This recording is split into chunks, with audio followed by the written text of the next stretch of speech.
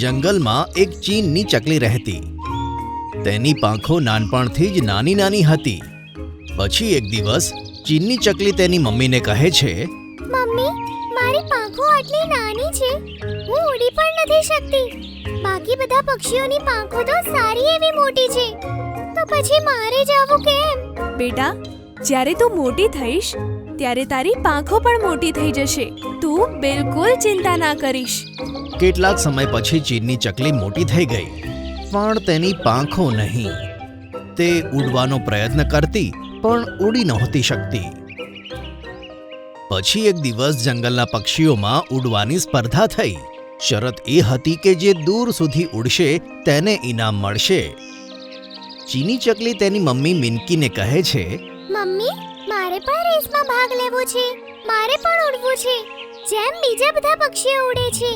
તેની વાત સાંભળીને બધા પક્ષીઓ હસે છે અને જાત જાતની વાતો કહે છે. અરે, આ ચીનની ચકલી શું ઉડશે? ઠીકથી ચાલી તો નથી શકતી. તેની નાની નાની પાંખોથી તે કેવી રીતે ઉડી શકશે? આ બધું સાંભળીને ચીનની ચકલી ઉદાસ થઈ જાય છે. ત્યારે તેની માં કહે છે, બેટા, હિંમત કરવા વાળાઓની હાર નથી થતી અને કોઈની વાતોનો અસર પોતાના ઉપર ના થવા દેવો. તું બસ તારું કામ મહેનત અને ધ્યાનથી કર.